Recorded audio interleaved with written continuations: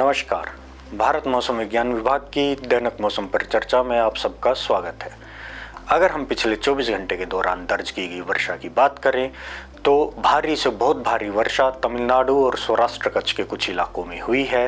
साथ ही भारी वर्षा कर्नाटका, तेलंगाना, केरला, कोस्टल आंध्र प्रदेश और मध्य महाराष्ट्र के कुछ स्थानों पर भी हुई है।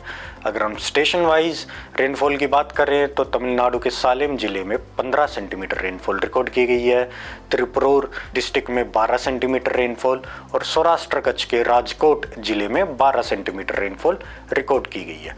अगर हम आज के सिनोप्टिक सिस्टम्स की बात करें तो जैसे कि पहले से पूर्वानुमान किया गया था कि आज सुबह तक एक लो प्रेशर एरिया यानी निम्न दबाव का क्षेत्र east central bay of Bengal और उसके सटे हुए नॉर्थ अंडमान सी पे बन सकता है। वो आज सुबह 5:30 बजे बन चुका है।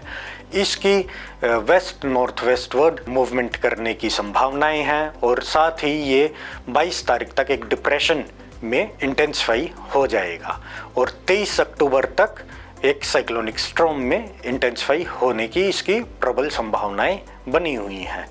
इसके बाद ये लगातार नॉर्थ वेस्टवर्ड मूव करता रहेगा और 24 अक्टूबर की सुबह तक ये north west bay of Bengal में उड़ीसा और बंगाल कोस्ट से थोड़ा सा दूर ऑफ जिसे हम कहते हैं वहाँ पे ये स्थित रहेगा। साथ ही जो एक दूसरा हमारा निम्न दबाव का क्षेत्र अरेबियन सी के ऊपर था वो लगातार वीकन होता जा रहा है और अगले 12 घंटे के दौरान इसके और ज़्यादा वीक होने की संभावनाएं बनी हुई हैं। एक अपर एयर साइक्लोनिक सर्कुलेशन हमारी तमिलनाडु और उसके नेबरहुड पे बनी हुई है। साथ ही एक अपर एयर साइक्लोनिक सर्कुलेशन हमारी east central Arabian sea of north Karnataka coast पे बनी हुई है।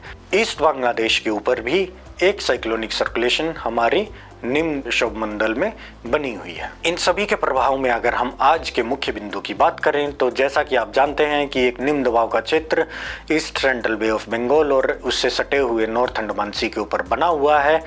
इसके 22 अक्टूबर तक एक डिप्रेशन में इंटेंसिफाई होने के और 23 अक्टूबर तक एक साइक्लोनिक स्ट्रॉम में इंटेंसिफाई होने की प्रबल संभावनाएं बनी हुई हैं। इसके प्रभाव में उड़ीसा और जो हमारा बंगाल है वहाँ पे 24 और 25 तारीख को अत्यंत भारी वर्षा होने की संभावनाएं बनी हुई हैं।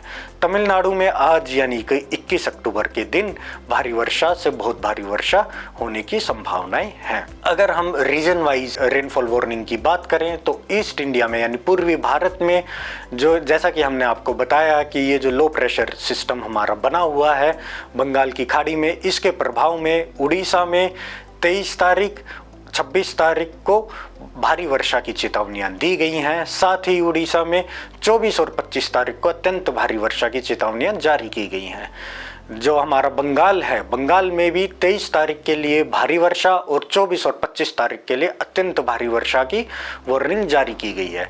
तो आप देख भी सकते हैं कि उड़ीसा और बंगाल में 24 और 25 तारीख के लिए रेड कलर वार्निंग जारी की गई हैं।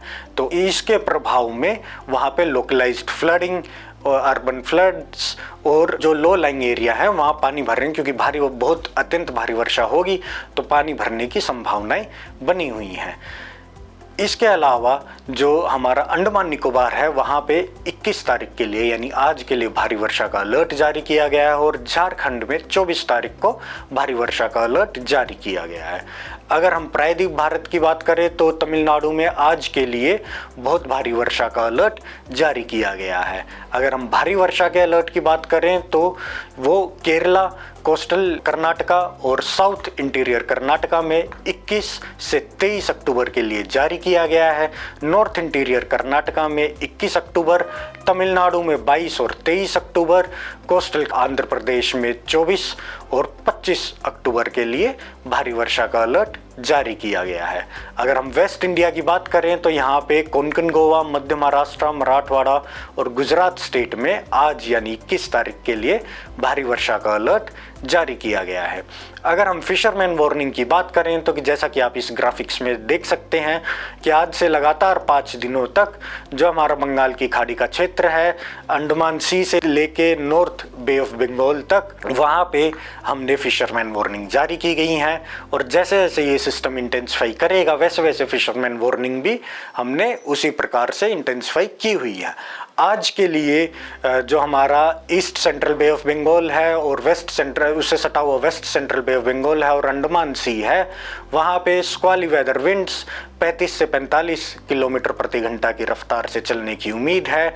कल के लिए ईस्ट सेंट्रल बे और उससे सटे हुए वेस्ट सेंट्रल बे और अंडमान सी में विंड की स्पीड थोड़ी सी बढ़ेगी और साइक्लोनिक स्टॉर्म की गेल विंड्स यानी 60 से 90 किलोमीटर प्रति घंटे की हवाएं चल सकती हैं।